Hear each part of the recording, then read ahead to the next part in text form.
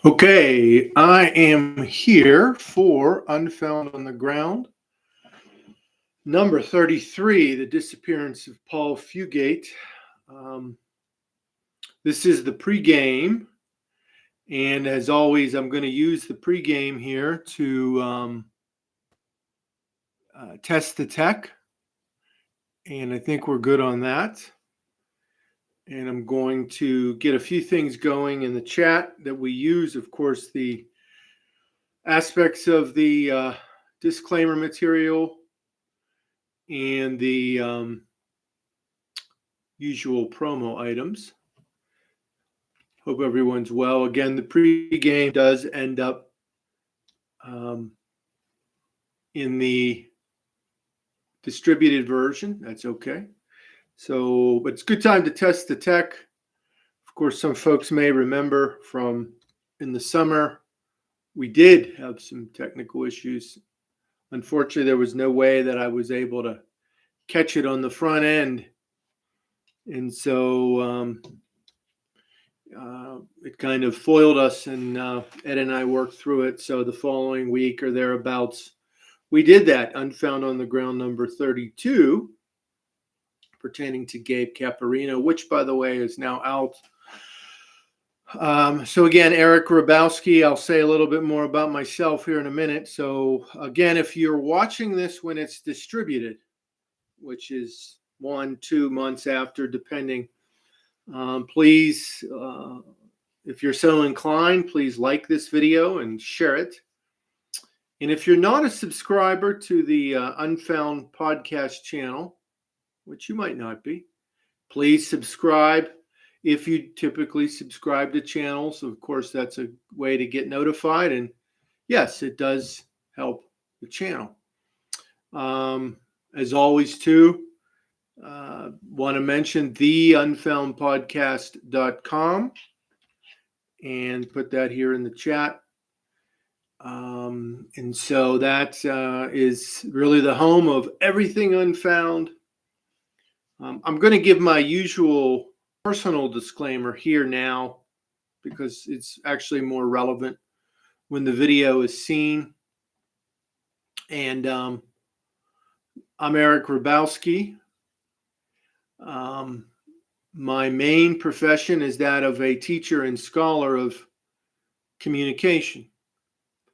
My words here tonight and in this video don't necessarily reflect the views of my employing institution at the time you see this. I'm in transition. So depending on where I end up at the time you see this, then that applies. So that's important to mention that. I have been a guest on Unfound on one episode. I am part of Ed's assisting team. As I always say, I don't do as much as the other folks, but I do. This is one of the things that I do, and that's have the privilege and honor of hosting and working with Ed to plan and implement these Unfound on the Ground episodes, which, again, they're not necessarily deep dives into cases per se, but they are a combination of raising awareness about cases, or for cases that might be very visible, sort of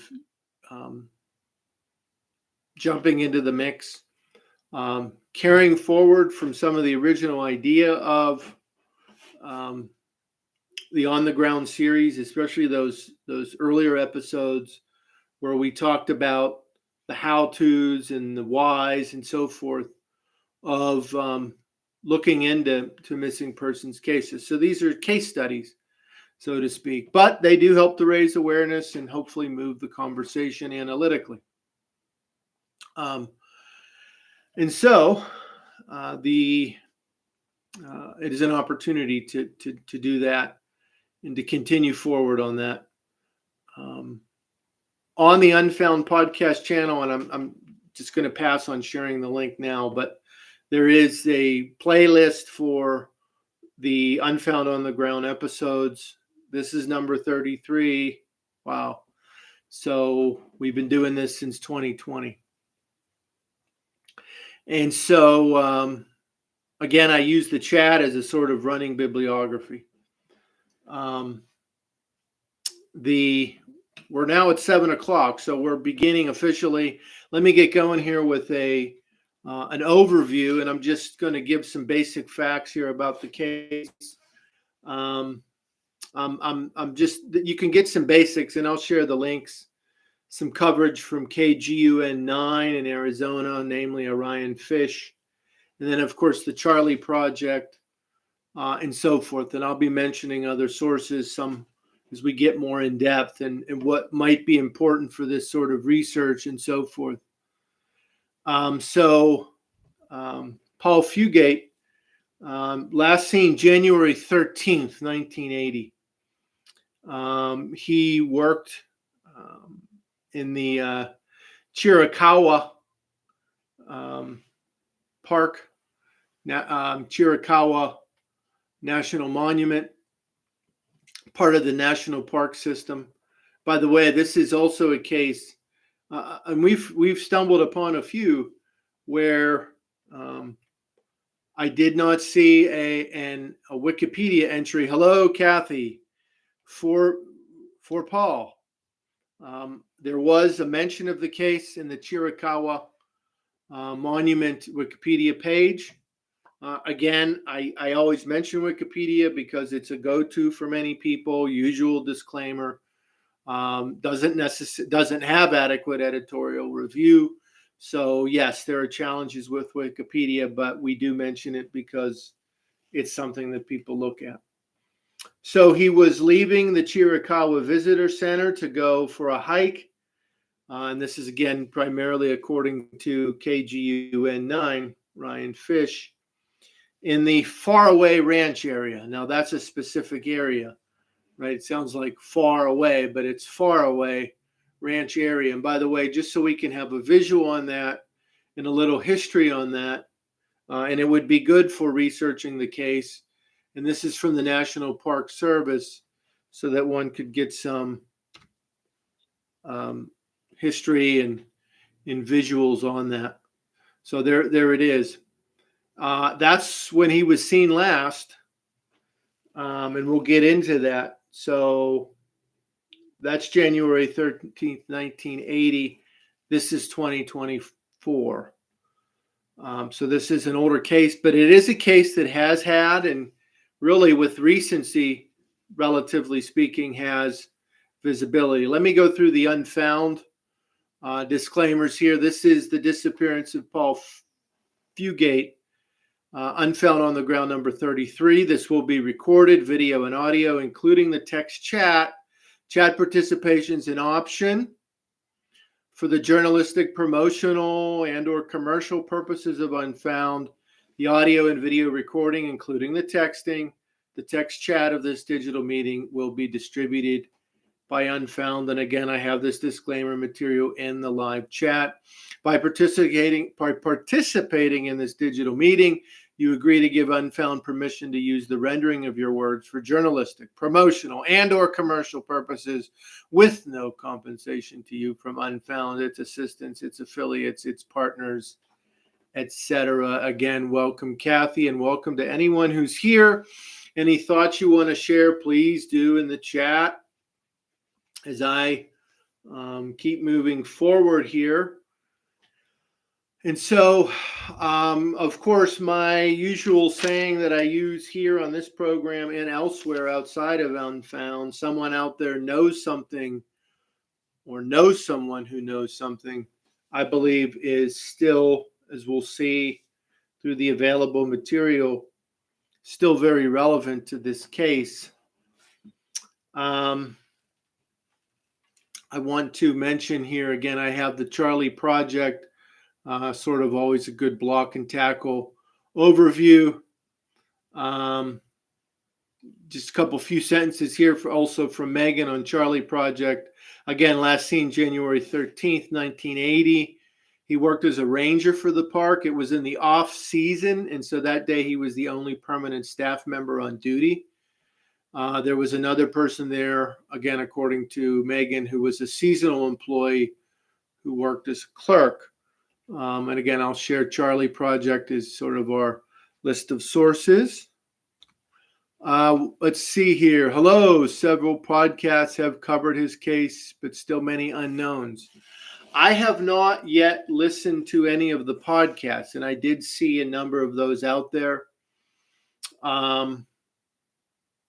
I've consulted, as folks know, in terms of preliminary materials, some of the written journalistic pieces, which of course that has with the KGUN, that has a video too, which I'll share. I think the video is embedded in the page too, but yes, it has coverage. Kathy, Eric, I've not been able to study this disappearance too much because I'm busy with another unfound endeavor.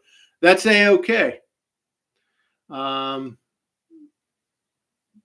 Just being here based on what we're talking about is great. And of course, someday you can get to it. We appreciate folks being here. So thanks to White Noise and Kathy and whoever else is here. Okay, so here's the fish article. Gives a good overview. This was back in 2022. Okay, and we're going to get into some more block and tackle on the case here in a second. And then there's also a video version of this that was eventually posted on YouTube. One of the things that's interesting that is mentioned here, and you'll see this reference in different places, 2018, National Park Service had increased the reward for information pertaining to Paul's disappearance to $60,000, as far as I can tell. That is where the reward still stands to this day.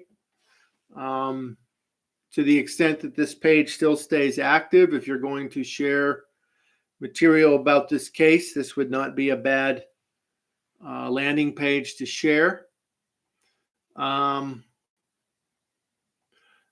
also saw, and of course I was using USA.gov, USA.gov, right? That's a resource that I mentioned. There was a link that came up that didn't seem to work anymore. And just from the sort of overview data that you could kind of see before you click on the link, I saw something about a memorial, but that link didn't work anymore. But when I went to findagrave.com, there is something on there. And of course, I'm on the photos section. That's what I shared. Of course, if you click on memorial, it'll give you an overview too. But there's a photo from 2017 there. You can click on it. Must be somewhere. And maybe this is the same memorial being discussed. You could see a plaque. I think it might be the Lost Ranger. Of course, it has his birthday on there too, right? September 2nd, 1938. And then his date of disappearance, January 13th, 1980. So again, this is important material as such for research, and gives us a little bit of a visual too. Kathy, this is a bit similar to another disappearance of a park ranger who went missing from Sequoia National Park in California. Remains found in summer 2001. Yeah. And of course, in those sorts of cases, when you do find the remains, as unfortunate as that would be, it gives that sense of resolve or closure, whatever term one wants to use there. So, and of course, we've covered other cases here on the ground, and certainly Ed has on the main program. Various cases where there's wilderness involved, for sure. Let me also, I'll save some of that to the end. Let's keep moving here. So in the 2022 story by Mr. Fish, again, KGUN, there's still interviewing with Dodie, his wife, and we'll talk more about Paul's what has been reported in terms of Paul's romantic life. And a friend is discussed in here. And of course, the challenge for folks this many years later, which at the time would have been about 41, 42 years, 41, 42 years later. It's just grappling with not knowing. And then as time goes on, the idea of sort of grappling with hope and just being realistic. But of course, these cases can be solved. And with some of the in-depth discussion of it, like I said, someone out there knows something or knows someone who knows something. So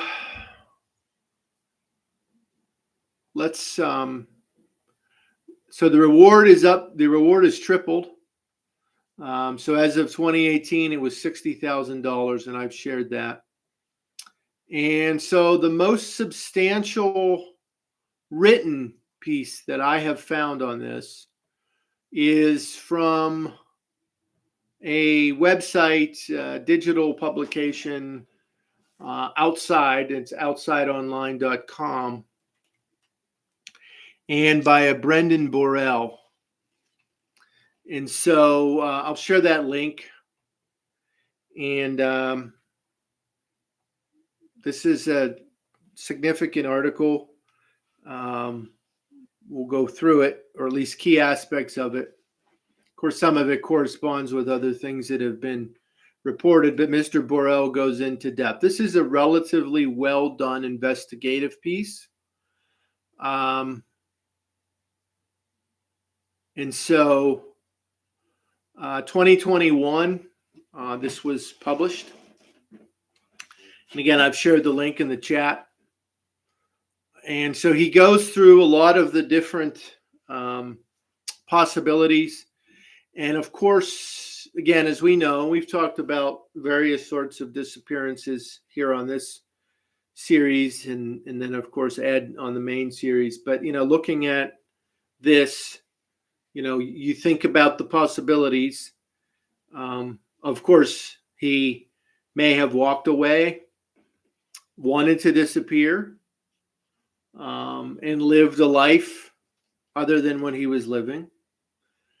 There is the possibility that he walked away and intended to live a life and ran into some sort of accident or whatnot. Of course, he could have had some sort of accident or run in with an animal. Of course, you're wondering, what about the remains? There is the possibility of suicide. And then, of course, the possibility of foul play, murder, in these sorts of cases. Borrell here goes pretty in depth.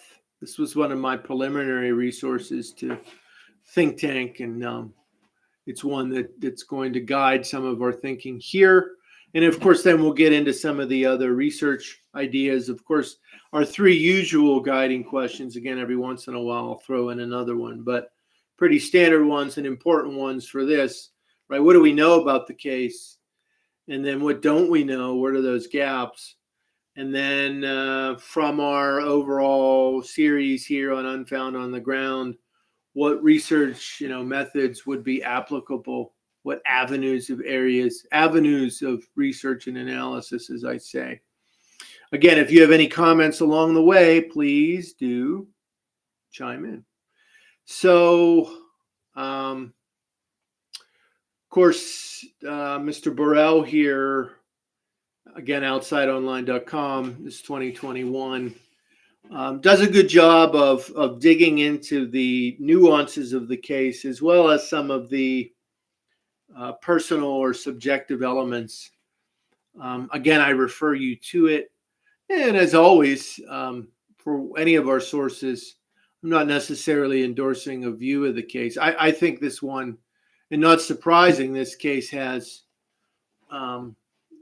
relatively recent coverage. In our own small way here, we're trying to keep that conversation going. So Mr. Borrell here has spent time talking to family and friends, particularly Dodie, his wife, Paul's wife. So Paul was seen, and again, I'm in the Borrell article here. So it was around 2 p.m. on that Sunday, January 13th, 1980. And he said to an aide, according to this article, "I'm going to do a trail." And then if he wasn't back by 4:30, she should close up without him. So, with this article and I guess some of the other stuff I've seen and that's out there, he was knowledgeable about the outdoors. I would say relatively enthusiastic about his work. Definitely not a bureaucracy guy, and at times, according here to Burrell, a Fugate family mantra: give him a bad time. So, in terms of bureaucracy and certain sorts of establishment things and some other things that Burrell gets into, you can say, again, and right now, think back in time, go back to the 60s and 70s and someone who was coming up into the 80s, we might say that there was a countercultural aspect to Paul. So that obviously is an interesting part, just to sort of understanding him as a person, but also what might have gone into the circumstances of his disappearance. So going forward here. So he loved the outdoors. Seems to me, based on what Burrell was saying here and other things I've seen, it's kind of fit for him in terms of sort of the atmosphere that he would have liked to work in. Again, not necessarily saying he always was in lockstep or even close with the powers that be in the bureaucracy, but in terms of the atmospherics of what he did, in terms of being outdoors and working with people and so forth, that seemed to be a fit. I'm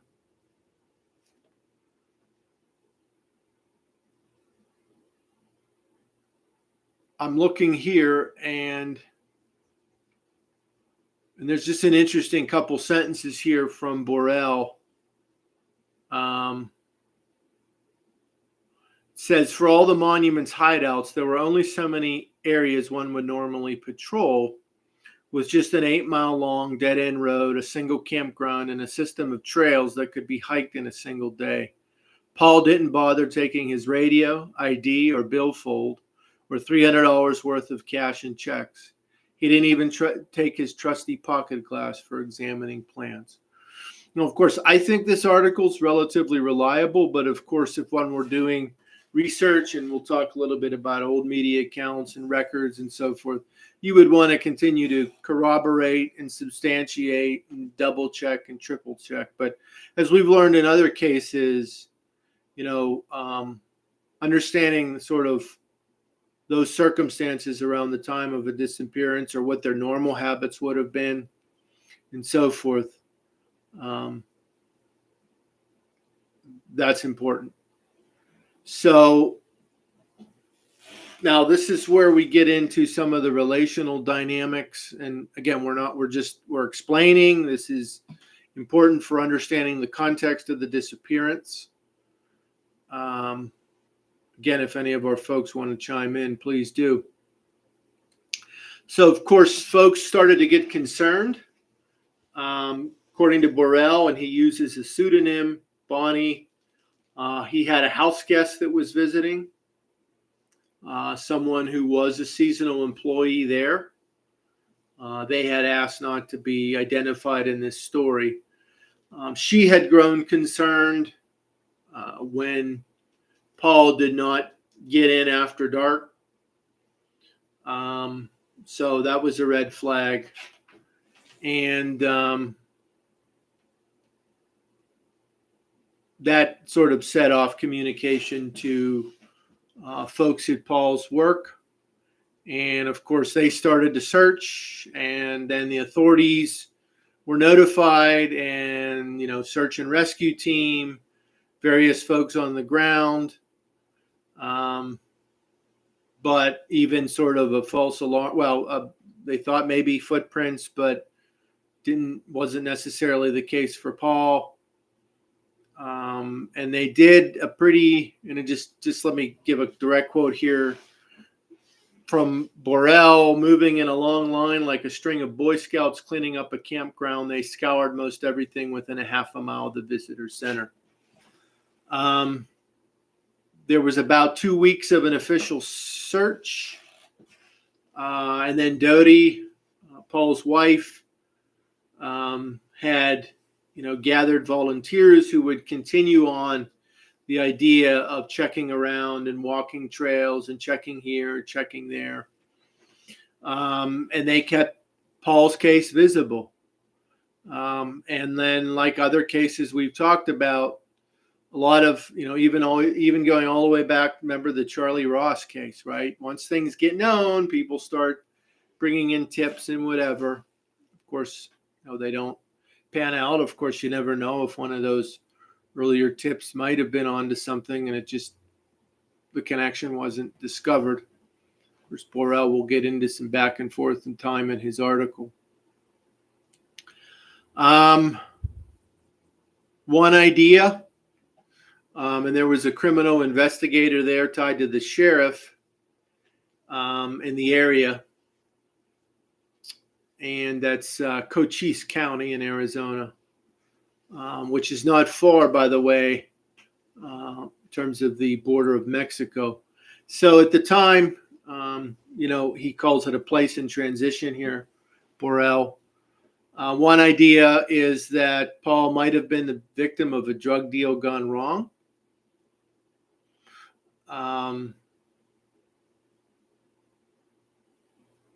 That's an idea the idea that Paul either chose to disappear or was murdered. And of course, as we know, with murder, especially if it's tied to some sort of organized crime enterprise, sometimes they'll make sure that there are no remains.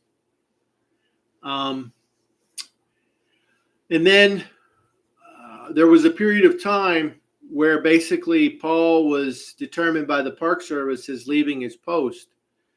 And basically that created a problem. And we've heard this before in at least one other case. Well, even in the Caparino case, this became sort of a legal battle for the wife. But that impacted his wife's survivor benefits and Paul's retirement funds for a period of time. So, of course, that, was resolved eventually legally. So, again, as the years went on, the case did stay visible.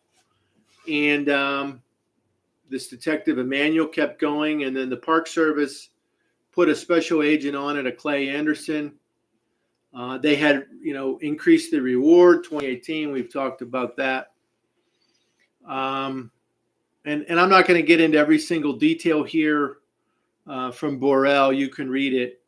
But he starts to get into some of the nuances about if it was a murder, if there are any as time goes on, as you identify legitimate suspects, well, then the question is what happened to the body? And of course, over a period of time, if someone is alive that's responsible or that's alive that was in any way connected to the murder or disposal of the body or this, right, folks, we would want justice along those lines. Let me just take a break from the Borel article. I just want to mention here the NamUs. I said I'd get to this as always. This is also good shareable material. This gives a lot of the details too and provides a good source for initial and ongoing research. So we have that, right? That and the Charlie Project sort of go-tos. Now, again, we're just taking a break from the Borel article here. If one were researching this case, right, just some of our usual discussions. I mentioned USA.gov and the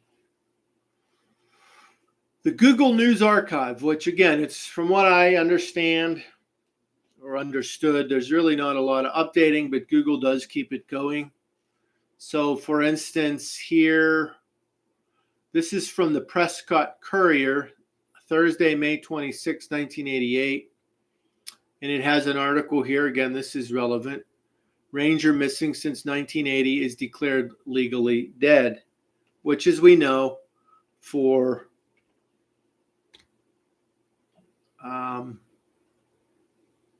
missing persons cases is not unusual. Of course, I would get interested in that as a source as such. I might also try to get some of those documents at the state or local level.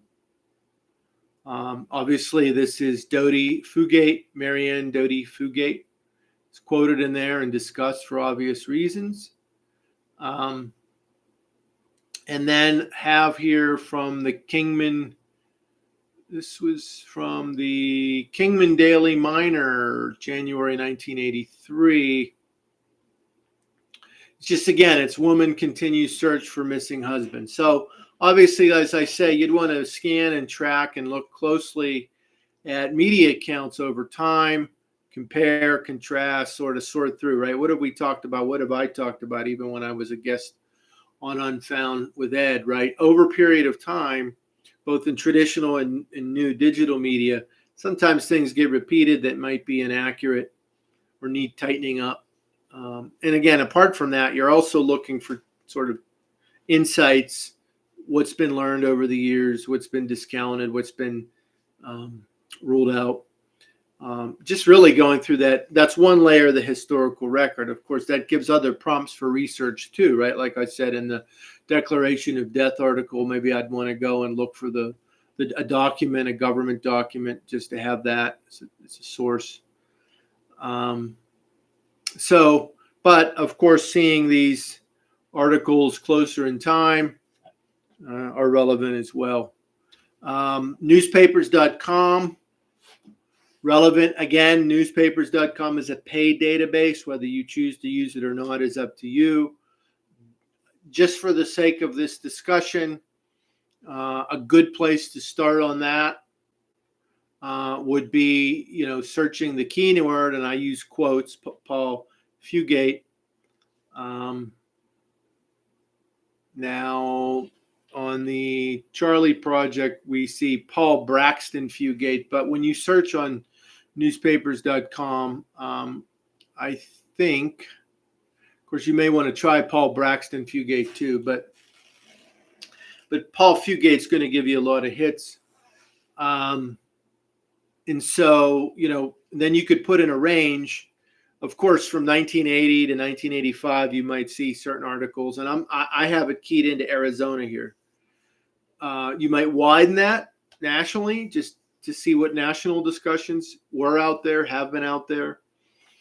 You may want to look for things earlier if there's anything that one wants to learn from before this time. Now, obviously, you may see people with similar names and so forth, so you'd have to work through that and do that sort of understand who is the Paul Fugate that's being discussed.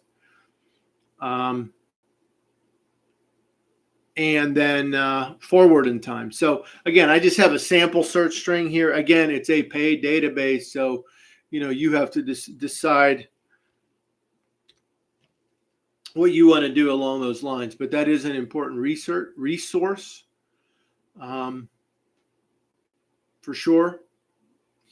The other thing, and of course, this is something that we think about regularly, and just for a couple different reasons, I've been thinking about open records, both state and federal, but federal here.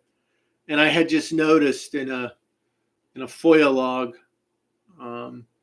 won't share the link, you can look those up, but that someone had looked for records in the past pertaining to Paul Fugate. But that is definitely an avenue. If I were deeply researching this case, and that, of course, here was with the National Park Service, that'd be the place to start, since they've been the agency, the entity dealing with that. I might also see if, before I do the FOIA, I guess I'd want to see if, were the marshals involved or the FBI or whatever. Were there any other federal entities involved?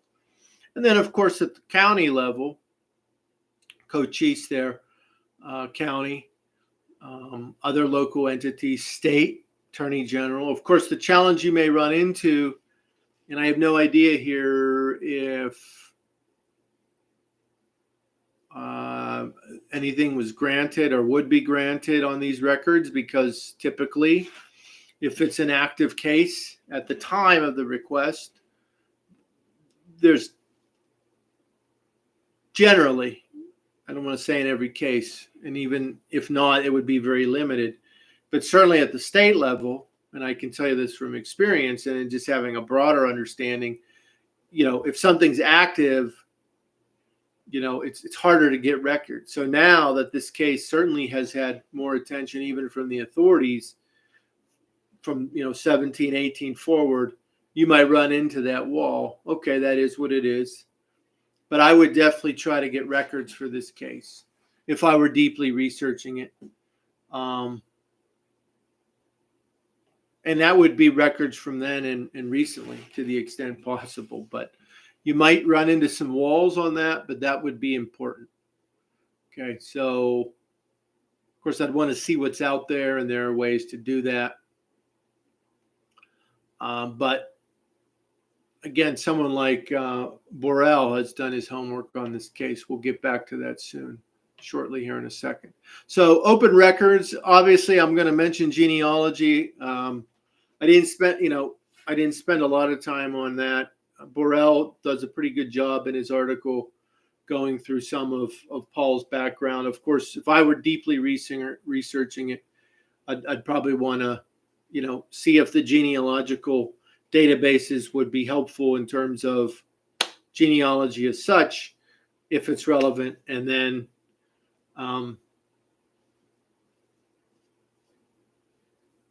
other things that may cross through that pertain to the context. Of course, as I'm thinking through this, if Paul did disappear and choose to disappear and had another life, or even before that, somehow, and we'll get to this question of children in a second, now in this age of DNA and whatnot, that raises, and even without DNA, with records, genealogy records, government records, over time, that opens certain doors of possibility, if applicable. And again, I'm not endorsing any particular theory or hypothesis about this case.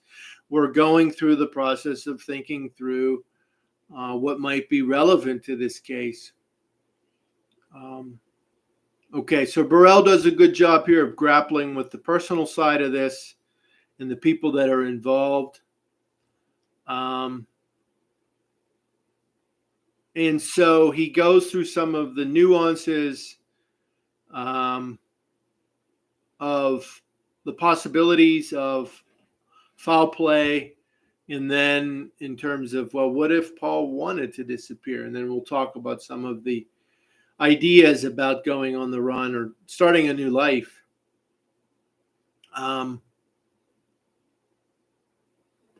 So this area, this gentleman named Anderson, who was involved in some of the investigating of the case and the disappearance, you'll see here, and again, people who know the area, and I don't just mean the monument area, but the area around it, obviously have some ideas about what sorts of criminal activity go on in the area, what's the feel of the area, criminal history in the area.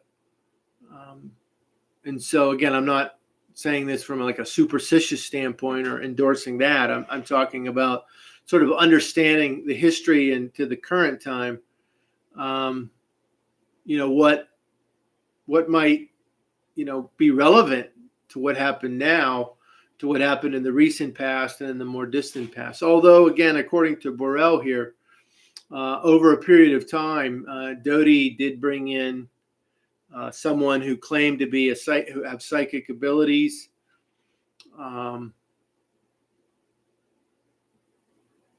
Which again, I'm not endorsing that, but that goes to the discussions of, well, if and of course they were already I'm sure the investigators were already thinking about the idea of going missing. If they're killed by bad people, they're not necessarily involved in the crime. They might have witnessed something that they shouldn't have, especially even if they're someone from a government agency, right? And then they become a target and a victim. And of course, Borrell mentions here what you often hear, right? It's again, I'll just quote from him here. People disappear for all kinds of reasons, including accidents, mental disabilities, natural disasters, and personal choice. A common refrain you hear from law enforcement officials is it's not a crime to go missing. Well, strictly speaking, that's true. As I think I've clarified in the past, again, I'm not a lawyer, but just kind of know, as it's not a crime to choose to disappear, but as long as you're not committing any sorts of other fraud or whatever. I'm not saying that has anything to do with this, but that's an important footnote to add to that. Again, if any folks have anything to chime in, please do. I think Borrell makes a good point here. Someone goes missing, and then there's a possible murder. The people closest to the victim aren't properly interrogated until the trail has gone cold. Maybe according to Borrell, after the disappearance, about 5 days later, a guy named Dick Horton came forward, recounting a memory when he was within the car with his wife around the time of the disappearance. He claimed that he saw Fugate slumped between two men in a pickup, quote, barreling away from the monument at 50 miles an hour. And I'm quoting Borrell there in recounting what Horton claimed. So obviously that was seen as promising. The detective had put him under hypnosis. And again, people may have different views about whether that's effective or not. And there was some recollections that was given. This Horton was emotional.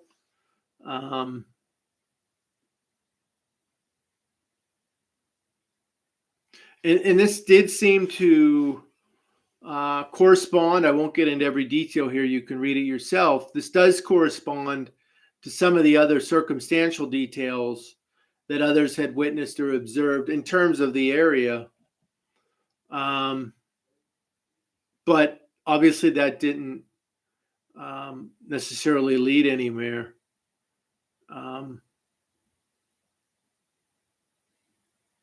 And he does mention the plaque in here. I must have missed that when he read that. So that plaque must be there on the edge of the faraway property that I mentioned there. Again, far away, that's a proper noun, not far away, but far away. So the interesting thing, even after all these years later, even with and we'll get into some of the ideas that Borrell mentions, there's a lot of questions. There's some brick walls. White noise. It would be good to know if others went missing in the area around the same time or just him. Kathy, eyewitness sightings are notoriously unreliable. I almost never believe them. We know the challenges. Yeah, on the issue of others went missing, absolutely. Again, Borrell does, and again, I'm not getting into every detail in the article, talk about some of the other criminal activity in the area. And again, some of the others may be cases that were missing or missing and resolved. But I think you're talking about more of a quantitative and qualitative overlay. Certainly there are sources out there, range of sources in terms of missing persons and murders and other sorts of crimes that are basically you could go to the extent possible, maybe from 1970 through 1990 and sort of get a glimpse of the area. Different sources, that's a great suggestion for sure. That would be relevant.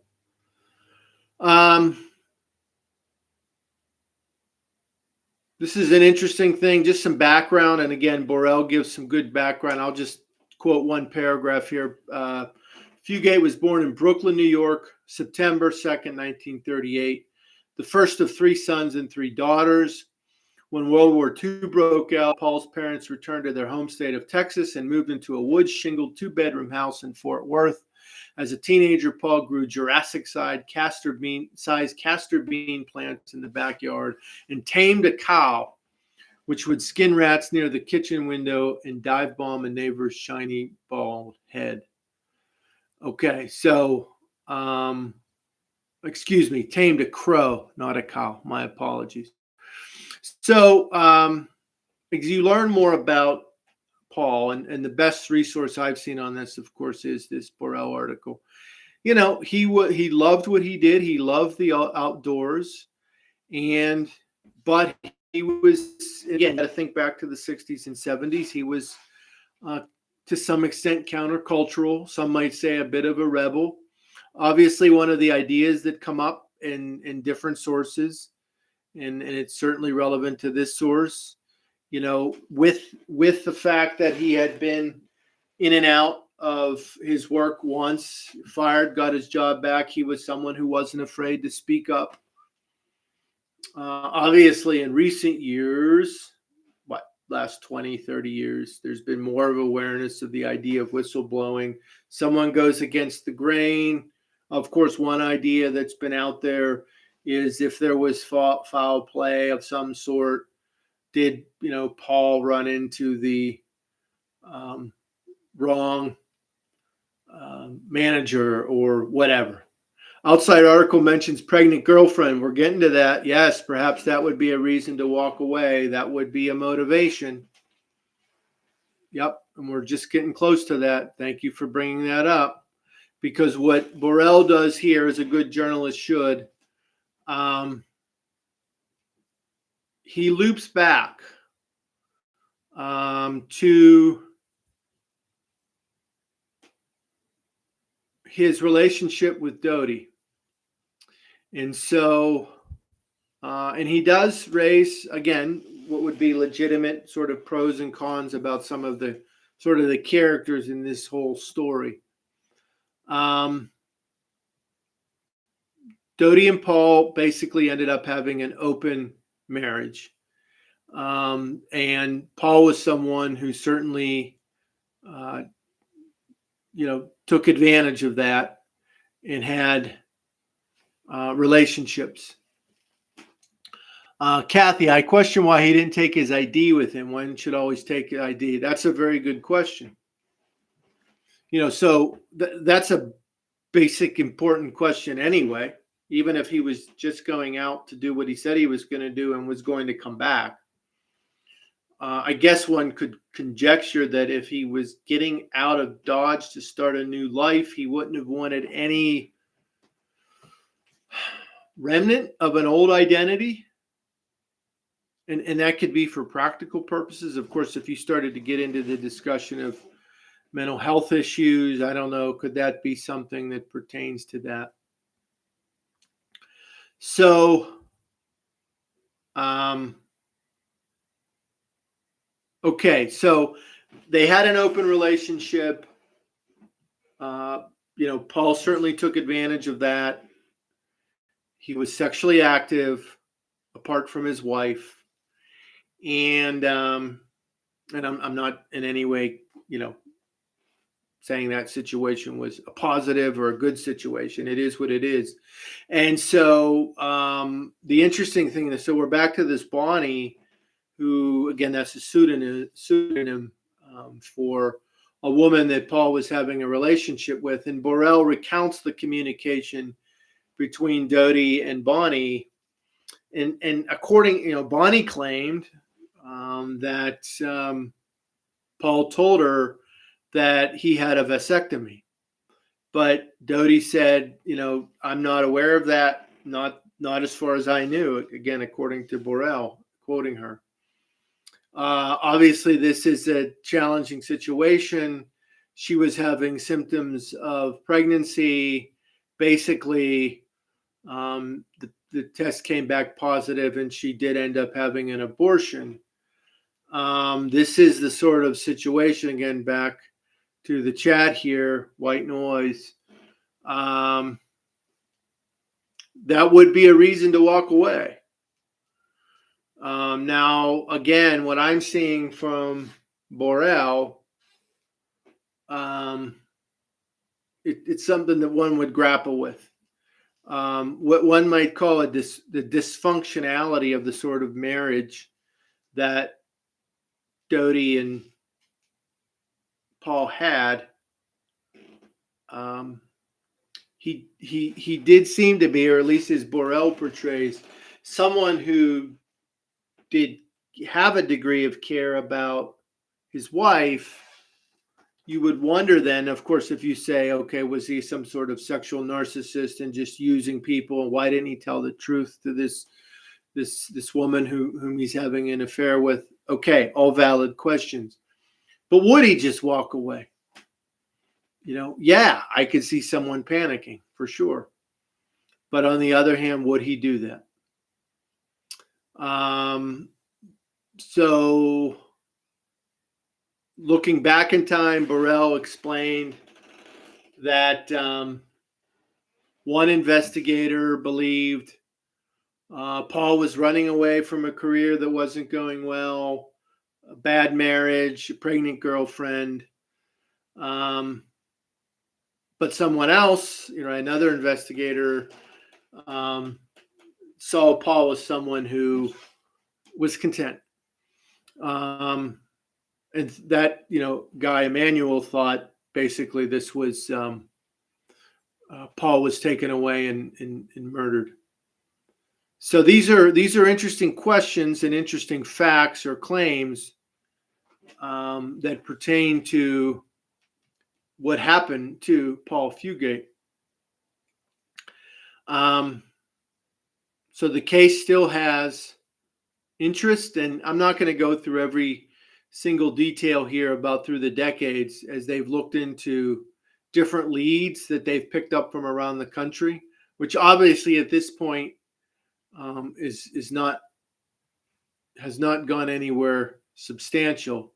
Now, I will mention in the one news article from KGUN 9, and I should have, I'm going to pull that up here quickly because there's something there that was also interesting there. Later in the article, Fish talks about, again, he's talking about talking to Dodie, and they're talking to another friend of theirs. And he mentioned, this article's from 2022. He mentions in there, and it doesn't seem like the person's identified, but this is interesting to me.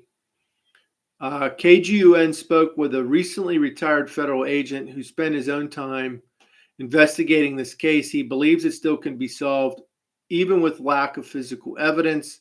The former agent claims people in multiple states have relevant information but need to be properly interviewed. That's interesting. That's from 2021, 2022. And of course, the third sentence there, Dodie is raising money to hire a private investigator, hoping to push this case closer to clarity. Now, I do not know if this person whom Fish is referring to is anyone that's in the Borrell article, but you can see what I'm trying to get at here is there's recent activity on this case. And again, go back to my theme, right? One of my themes, right? Okay, Kathy, how about now? Is this better? Okay, I'm just going to read through Kathy's comments. I question why he didn't take his, I'm sorry. I think an open marriage could cause all kinds of problems, many more than it is worth. I think of Jonathan Estes and MS. He's still missing, very acrimonious with an open marriage. Okay, Kathy, let me know if the audio has improved, please.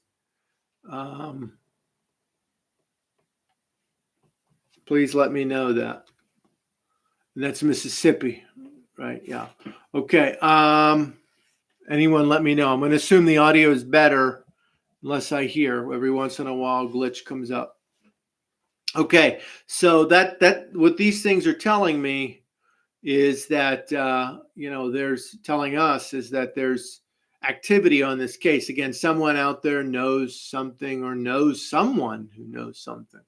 So that's important. So that was interesting to me from that.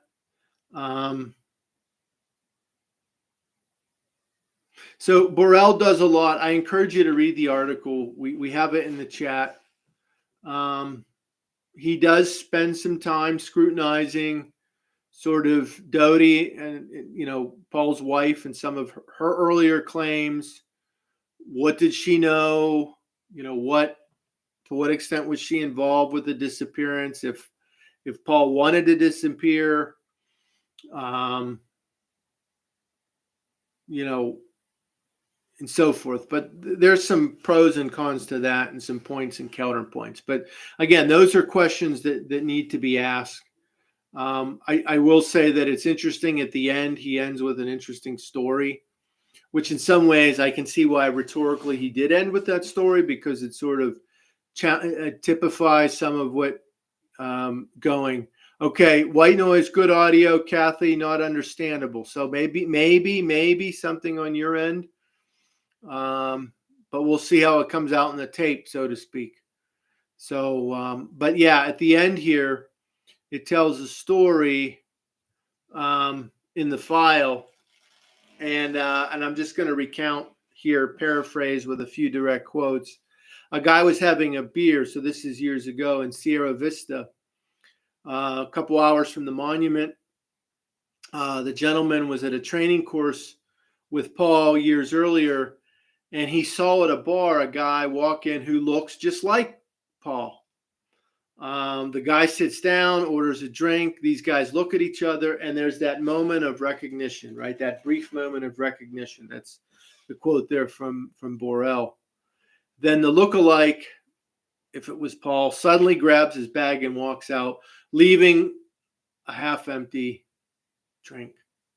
But this is where it's interesting. The guy at the bar gets a plastic bag, collects the cup, takes it to the sheriff, right, according to Borrell.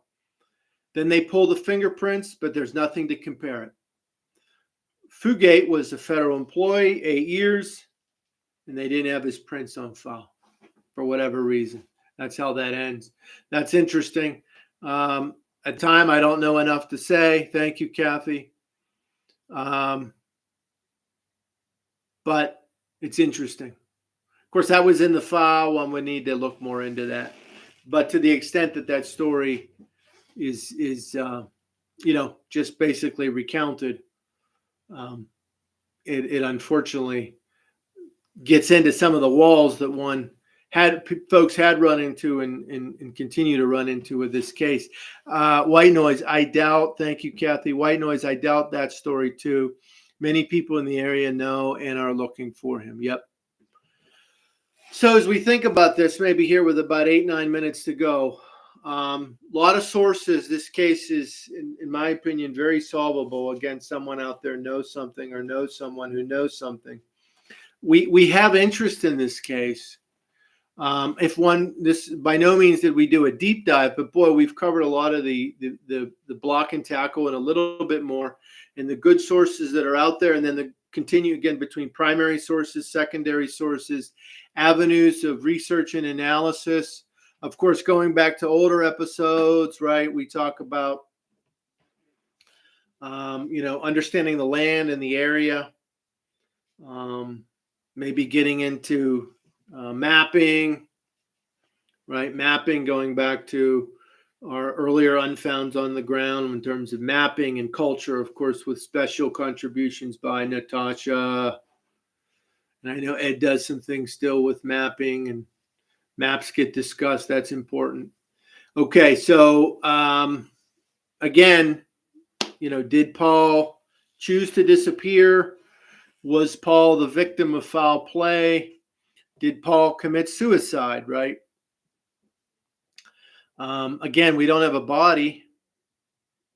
Of course, if it was foul play, especially with folks, if they were involved in some sort of organized crime entity. Oftentimes, they're not looking to send a message, or they're not, quote unquote, sloppy from their point of view. They make bodies disappear. That becomes a challenge. We have, and again, I would encourage folks, share the resources with this case. If you're going to study this case, again, that Borrell piece is very good in terms of basic reporting. The KGUN material is great. Remains are so often missed with wildlife, Kathy. You're absolutely right. We've talked about other cases. We had the Wyoming case, right, Olga, and we've covered other cases here on the ground, and of course Ed's covered various cases that pertain to wildlife and wilderness, and that possibility on the main Unfound episodes. He was already going farther afield in his marriage. You think he just kept up going, and of course, literally and metaphorically, one could think of that. Did he feel that it was time to make a change, do something different? Even the dysfunctionality of an open marriage wasn't something that he could handle, and he indeed was not content. And he just was conflicted, but not content. And at some point, maybe, did he make that choice? Yeah, I got that. Did he make that choice to just start a new life? And again, as some had speculated, can see the Borrell article. Did he have another woman somewhere else, or whether it was an escape or whatnot? Challenging. Again, folks, don't forget about the unfoundpodcast.com for all things Unfound. Again, if you're watching this episode when it is released, please share it. Like it if you are inclined, and subscribe to the Unfound Podcast Channel. Of course, folks who are participating, even as it's in the current mode for a month or two, you can still like the video. Thank you, White Noise. Natasha, okay, just you're giving your name, so I'm going to do the same. Okay, so thanks, Natasha. Just was not sure what you wanted there, but okay, Natasha. That is White Noise. And Kathy, thank you, and you're welcome to everybody. Again, these are important work that we do. We particularly appreciate the work of our think tank members and important people that keep this program going. And again, someone out there knows something, or knows someone who knows something, including for this Paul Fugate case. Again, I'm Eric Grabowski. Thank you. This is Unfound on the Ground number 33, the disappearance of Paul Fugate. Thank you again, folks. Have a great week. And to anyone who ends up watching this in the future, be well and have a great day and a great week. And as folks finalize their exchanges in the chat, I'm now ending the stream. Be well, folks.